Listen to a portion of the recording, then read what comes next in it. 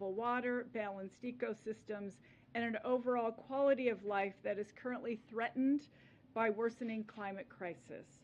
As climate-fueled extreme weather events continue to worsen through the country, the bipartisan infrastructure law makes historic investments to address wildfires, combat the drought crisis, and strengthen Indian country. As my home state of New Mexico continues to battle devastating wildfires, families are fleeing their homes, businesses are at risk, wildlife are in danger, and we see how critical these investments are. My heart aches for these communities. Much needed funding from the bipartisan infrastructure law will put resources into climate resilience, safeguard local water supplies, and support our wildland firefighting workforce. At the Department of the Interior, we're acutely focused on implementing these measures. Already, the law is working to better prepare communities and ecosystems against the threat of wildland fire by making historic investments in forest restoration, hazardous fuels management, and post-wildfire restoration activities across America's national parks, forests, and grasslands. In the last 6 months, the law has already made significant investments in water and drought management. Water is a sacred resource, and this funding is ensuring that farmers can water their crops, families are fed, wildlife are sustained, and agricultural businesses can thrive as we all deal with the worsening drought conditions, particularly across the West. The law is also making significant investments in tribal communities, putting resources in the hands of tribal nations. In the past 6 months, the department has consulted with tribes across the country as we began dispersing millions of dollars in funding to invest in tribal climate resilience, repairing tribal irrigation and power systems, supporting water sanitation, dam safety, and fulfilling Indian water rights settlements. And the best part is we're just getting started. I look forward to continuing to work with my good friends and as we continue to build a better America for future generations, and I'm proud to turn this over to Secretary Pete Buttigieg. Thanks very much, Secretary. Good afternoon. We're delighted as we see the 6-month anniversary of the chilly and sunny day when the President signed the infrastructure law to note that infrastructure weeks without results are officially behind us, and an infrastructure decade is very much underway. With regard to the transportation portfolio, that has included in recent weeks and months the launch of the Bridge Formula program, which marks the largest investment in bridges since the interstate highway system was created. The release of formula funds from what is now the largest public transit investment in U.S. history underway to modernize and expand services to connect people to jobs, schools, groceries, hospitals, and more, and major investments going out toward rural communities for modernizing their roads, bridges, transit ports, airports, and more. With regard to safety, having announced and unveiled the National Roadway Safety Strategy to address the national crisis of deaths on our roadways, we are now able to back that up with today's announcement of the Safe Streets and Roads for All program, putting forward $1 billion to help local communities make upgrades and improvements that are going to save lives on their streets and roads. We also know that this work is going to bear on the long-term resilience of our supply chains. Part of what was at stake when we awarded the largest round of port infrastructure development program grants ever, supporting upgrades, new docks and berths, rail lines going onto ports and more, and have designated new marine highways. These have designations that are kind of like the highways we're all familiar with, I-95 or 66. There's an M95. Or an M66, which we can support for the movement of goods over water on our river system. We have launched funding to electrify buses and bus facilities, helping people to get to where they need to go without there being fumes and emissions coming from those buses. We've introduced the Carbon Reduction Program, which is principally a formula program allowing states to support and fund their carbon reduction strategies, and announced the electric vehicle formula funding that's going to help states to build out that national network of chargers that we know is so important. So this is just the beginning, but we have already been able to get a lot out the door in these 6 months, and we know that we will be creating good-paying jobs along the way. Folks across the country are seeing the summer construction season arrive in terms of the cones, the barrels, the hard hats and the shovels turning, and there's going to be a lot more where that came from. And with that, it's my pleasure to hand it over to someone we are collaborating very closely with regard to electric vehicles, Secretary of Energy Jennifer Granholt. Thank you. Thank you, Secretary Buttigieg. Just to underscore how much is happening in the Department of Energy. The Department of Energy was tasked with $62 billion worth of the funding from the bipartisan infrastructure law, 61 new programs that are competitive, and so much of the funding that we will be sending out is competitively based. However, we have been, and so therefore we require a lot of input from stakeholders around the country. Let me give you a couple of examples of things that have gone out. For example, the Weatherization Assistance Program and an additional over $3 billion to weatherize what will be over 450,000 more families' homes across the country. The President is very concerned about the high price of fuel, and that means home fuel as well. And so weatherization is one way to make sure that homes are buttoned up and people are not spending money on fuel that is going out leaky windows, leaky doors, bad insulation, attics, etc. America's public schools will get $500 million more for energy upgrades in K through 12 schools. Very exciting. We also have been focused as well on supply chain. So we unveiled $3.6 billion to boost America's battery supply chain so that we are not obtaining batteries and the components of batteries from our economic or global competitors, that we're building that at home, and that includes battery recycling, battery manufacturing, battery processing. That's $3.16 billion. And on climate change, we have been seeking input, and we have announced a series of announcements requesting back information on the grid, the electric grid. And so we have a Building a Better Grid initiative. One component of that is called a Transmission Facilitation Program that we rolled out last week to make sure that we are building a grid that is resilient both for cyber attacks as well as for extreme weather events, as well as is able to take on the capacity that we know we have to add for renewable energy. So much going on at the Department of Energy. It's an honor to be part of this team. One of the members of who is Michael Regan, Administrator of the EPA. Turn it over to him. Thank you. Thank you, Secretary Granholm. I am incredibly proud of the progress we're making at EPA over the past 6 months. You know, just this year alone, we're going to make over $10 billion available for investments in clean water, bringing relief to communities that have been long plagued by pollution, and improving the air for kids riding yellow school buses to and from school every single day. You know, I've traveled the country, and whether it's been talking with parents in Milwaukee whose children have been lead poisoned, or visiting schools in Jackson, Mississippi, where the water pressure was so low, school was canceled, we know that these precious resources are needed. And just this year alone, over $8 billion will be made available for water infrastructure investments. Over $1 billion just this year alone for investing in cleaning up our contaminated lands, those blighted sites that plague many of our communities, old abandoned gas stations and warehouses that could be turned around for economic development opportunities. And yes, over $1 billion we hope to allocate just this year alone in replacing old diesel school buses with electric yellow school buses to carry our most precious cargo, again, to and from school, not only carrying them to and from school, but also improving their lives, reducing school lost days, and also for those school bus drivers, increasing time that they can spend at work and decreasing those lost work days as well. So we're really excited to be part of this transformational team led by the President. And with that, I'll turn it over to my good friend, Secretary Marty Walsh. Michael. President Biden has been very clear from the very beginning of this that the infrastructure investment must create good jobs, good middle-class jobs, good union jobs. And we've been equally clear about these good jobs must be available on an equitable basis across the entire country, workers in every single community. At the Department of Labor, our mission is to empower workers, all workers. And as I travel around the country, I talk to organizations, I talk to workers, I talk to local officials, employers, looking at the job data and the choices workers are making. The labor dynamics are very clear. Workers want better opportunities. We've seen it every month. And the communities of color and rural communities want access to better jobs and better paying jobs in our country.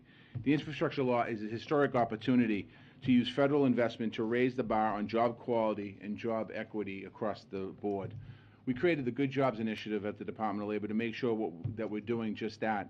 Good jobs start with middle-class wages and benefits like health care, child care, and paid family leave. They also include pathways into the middle class for workers who've been shut out, marginal workers have been shut out in the past.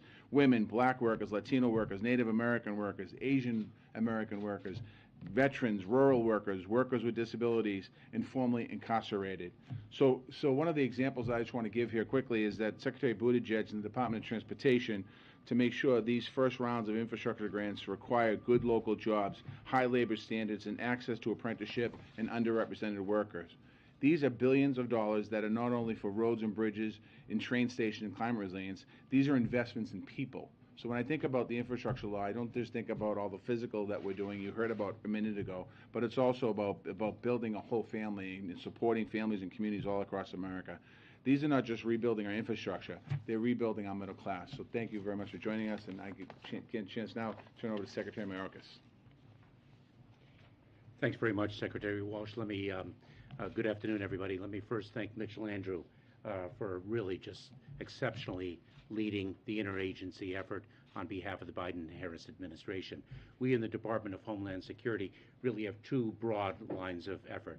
One is, of course, to enhance the safety and security of the American people, and two is to be an engine of economic prosperity by facilitating lawful trade and travel. And I'd like to give you just a few examples of how we're doing so through this infrastructure bill. I'll start with FEMA, the Federal Emergency Management Agency. We are distributing on an ongoing basis $60 million to victims of Hurricane Ida so that they can retrofit, elevate, or if needed, relocate their homes. FEMA is announcing today the distribution of $33 million to state and local governments to ensure the safety and strength of water dams, an issue that is of increasing importance with, of course, the rise in climate change. The Cybersecurity and Infrastructure Security Agency, or CISA, will be distributing $1 billion in grant funds to ensure that state, local, tribal, territorial governments are strengthening their cybersecurity. We're going to be distributing more than $100 million of those funds this year and distributing the $1 billion over a 5-year term. The United States Coast Guard, modernizing its facilities to ensure that its responsibility to the security of the maritime domain is assured. And lastly, as another example, U.S. Customs and Border Protection and modernizing the land ports of entry as engines of facilitation of lawful trade and travel. We're doing so much with all of us together under the leadership of Mitch Landrieu and the vision of President Biden, Vice President Harris. Thanks so much. I'm going to turn it over to Brian Deese. Thank you. I have the privilege of closing us out. For those of you keeping score, I will be the 9th speaker, which means we've got a full baseball lineup here today and a full interagency effort against this priority. I just want to close by putting this historic law in the context of President Biden's broader economic strategy to build an economy from the bottom up and the middle out. As you all heard from President Biden last week, the president's top priority is fighting inflation and lowering costs for American families. This bill is integral to that effort in a couple of ways. First, by directly lowering the costs that families are facing right now. Just last week, with the announcement of the Affordable Connectivity Program, making more than 50 million families eligible for lower cost, high-speed internet, and in many cases, high-speed internet for free. You heard Secretary Granholt talk about lowering utility costs, utility bills that American families face by weatherizing homes and more. Second, this law is going to lower price pressures in our economy across time by enabling goods to move cheaper and more quickly through our transportation infrastructure system. We've learned in this crisis the threat to our economy of brittle supply chains, where when we cannot move goods efficiently from water to our ports, onto trucks, onto rail, and to stores and to families' homes, what we see is supply chains grinding to a halt and prices increasing. the investments that you've heard about today are going to be key to building a more fluid transportation system, which will reduce price pressures. And third, what economists call increasing the productive capacity of our economy. And I'll just use one example, Secretary Pete and others, conditioning grant funding on increasing more affordable housing development as we make transportation investments. By increasing the supply of affordable housing, will not only make homeownership and affordable rentership available for millions of more families, but will help to reduce price pressures in housing and rental as well. And a final point, that this law is key to the President's industrial strategy to build more secure and resilient supply chains, particularly in light of the global threats that we face. And I just leave you with the point that of all of the investments that we're talking about, this year, now, because of this law, for the first year in more than 2 decades, our infrastructure investment is growing faster in the United States than China's. And we're putting ourselves in a position where, for the first time in generations, we can actually build more secure supply chains, whether that's in electric vehicle battery manufacturing, or it's our ports and our airports and our roads and runways. So with that, I will step back and let you all ask some questions. Start with Justin. Thanks, guys. Senators Manchin and Murkowski sent, I think, a number of you guys a letter today expressing concerns about the delayed implementation of critical mineral provisions of the infrastructure law. It kind of went department by department, but said that there were a number of deadlines that have been missed, and that despite the executive actions that the President has taken on critical minerals, including using the DPA, that there's still a risk that these critical minerals won't be available as we try to do exactly what Brian was just talking about. So I'm wondering why we missed those deadlines and what you would say to the senators about those concerns. Well, look, I would just say top line, and then maybe Secretary Granholt could talk about the DOA battery provisions. It's a core national security and economic security priority that we build more resilience in key supply chains, and top among those is the critical minerals and materials that go into producing and manufacturing large capacity batteries. We are focused across government in moving and accelerating those efforts, and as you say, the infrastructure law gives us a lot of those tools. We'll be happy to follow up on any of the specific elements, but I think what you've seen over the course of implementation is with the resources at the Department of Energy as well as elsewhere, we are moving out in a way that is historic for the country, and will continue to do so. Deb's going to follow. What I'll just say is that the Interagency Work Group for Mining Reform has met, and they're working very expeditiously on ensuring that we can move this issue forward. The mining law hasn't been, it was 150 years old last week, so and it has not had any changes to it since then. So I think working to make sure we're modernizing that piece will certainly help us to move forward with. To what degree are you seeing challenges with increased costs in the months since this law was enacted, and any worker either shortages or kind of slow return to work in some of the processing where you have distributed money? How are you seeing those real world hurdles having an impact on how you're implementing? Yeah, both of these are very real challenges. I was just speaking with a governor today about this, trying to get a sense of what they're seeing on the ground, especially as they're starting to look for the bids that come in and how much they reflect increases in costs. There's a lot of work that's going on to try to forecast and smooth that, and it's something we're going to work closely with project sponsors in, especially if we find that maybe one area in one region of the country, in terms of access to a certain flow of raw materials or something like that, is going in a direction that has more pressure than another. What can we do to help coordinate or rebalance? On the workforce piece, this is one of the reasons why workforce is specifically contemplated in a lot of our programs. So, for example, in our bus programming, there's actually a requirement that a certain amount of funding that goes to a transit agency goes specifically to workforce development. And we were just with the community college in Cuyahoga County that has a relationship between the transit authority and the community college.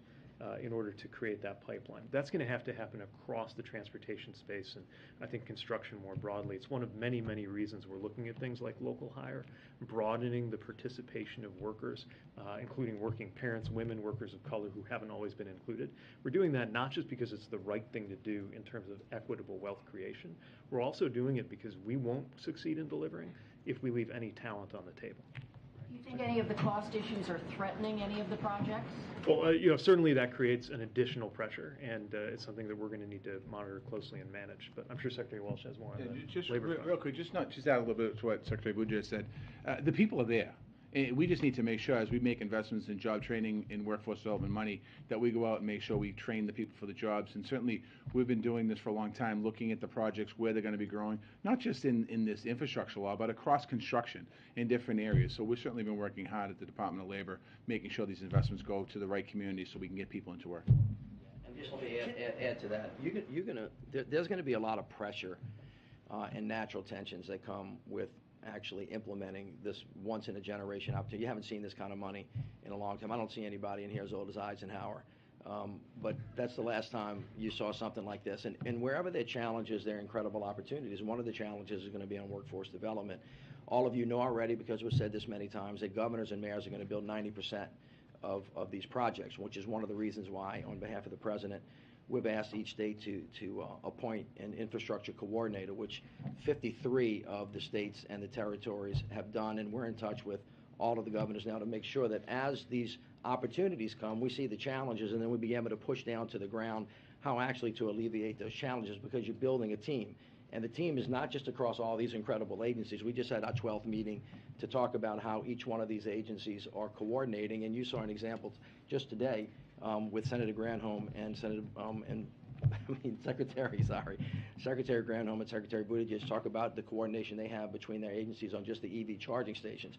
We also have to coordinate with all 50 states, and all of the 50 states also have to coordinate with the governors, and we're pushing that team together so there can be one table. One of the issues that we're going to face, which is an incredible challenge because, as the Secretary of Labor said, there are lots of people that are available that need high-paying jobs, is to link them up, get the workforce process in place, and make sure that everybody's benefiting from this infrastructure investment. Can you speak, Brian, while you're here, can we get you please address the infant formula supply chain issues there? Are you expecting a consent decree coming out of the FDA today, and how quickly do you expect the Abbott plant to be able to get its production back online? Yeah, I would just say we anticipate news on that forthcoming, but I'll let the FDA speak specifically to the consent decree when they're prepared. But we anticipate that. I think you heard that from Director Califf this morning. The other piece that is in process today is the guidance around the FDA guidance around importation from outside the United States. I would expect additional information on that as well. And we're over the course of the weekend and continuing through to this morning in direct contact out of the White House with every major manufacturer, existing manufacturer, the three big manufacturers of infant formula, every major retailer of infant formula, as well as the manufacturers of the input components that are necessary to produce formula, and have made clear to all of them that federal resources, including transportation and logistics resources, are available and on call, and we are prepared to move assets in coordination with them as and when we identify any need to do so. I'm wondering if you guys have an estimate of how many jobs have been created in the first 6 months of this law, and if you have a forward estimate for the next 6 months. And then Secretary Mayorkas, since you're here, I'm wondering if you could comment on whether you believe yesterday's attack in Boston qualifies as an act of domestic terrorism, and whether you think that more steps need to be taken either by the administration or by Congress to combat domestic violent extremism. On the job front, a lot of these programs, this money has just gone out. So I mean, I think it's still a little too early. And over the last month or so, a lot of these jobs gone out. We're not going to see that data there'll be a couple month lag there. But I can tell you this: there's been an awful lot of job training going on in workforce development through the agencies Mitch talked about, state boards all across the country. We're in constant contact with them on a weekly basis from the Department of Labor.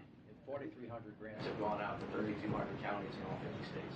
And let me just underscore that, and also to Kelly's point, that while there are real challenges, to the point that the Secretary made, that the people are there, the opportunities are there, and in the last 3 or 4 months, we've seen a historic pace of job creation for this point in the recovery, and a lot of that has been in construction and manufacturing and other sectors where you can draw a direct line to people getting prepared for what is to come. So we're seeing the impact already in the economy. But real quick, thank you. So if I may, with respect to the tragic events of this past Saturday, it is being investigated, as the FBI articulated, as a hate crime.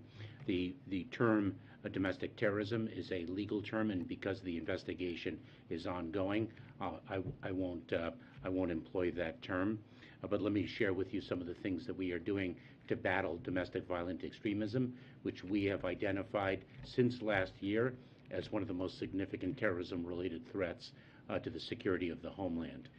We in the Department of Homeland Security, in partnership with the FBI, have issued an unprecedented number of information bulletins and alerts to state, local, tribal, territorial officials who are on the front lines to equip them to identify when an individual is descending into violence by reason of an ideology of hate or false narrative.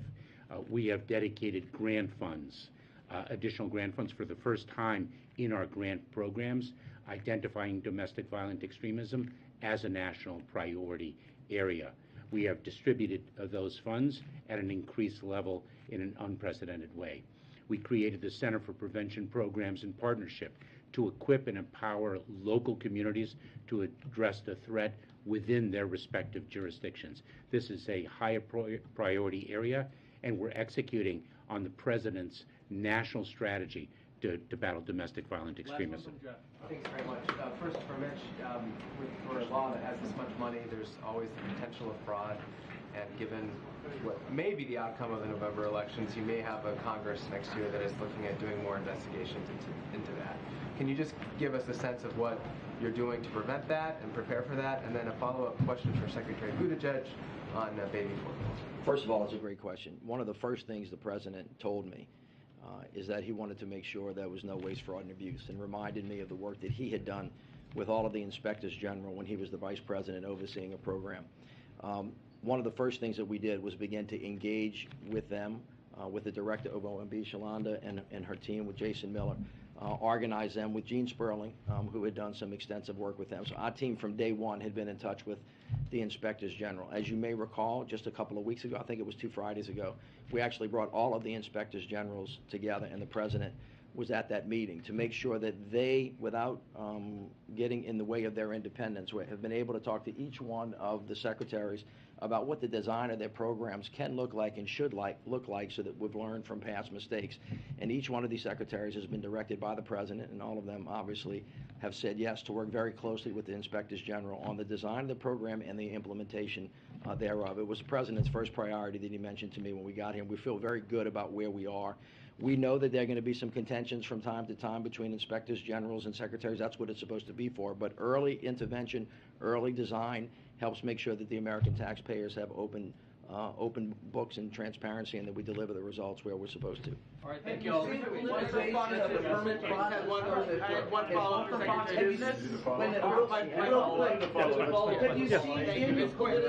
of the permit process? It's real quick. Will the Department of Transportation waive the hours of service rules for truck drivers to deliver formula? So we looked at that, and we do believe that would be covered. We can reiterate that determination as needed. Look, the more we see, this is principally an issue of production more than goods movement, but anytime we see an indication that goods movement is becoming a limiting factor, we'll do anything we can to tear down obstacles. About the pilot shortage? One from a business channel? No? Just about permit? Yeah.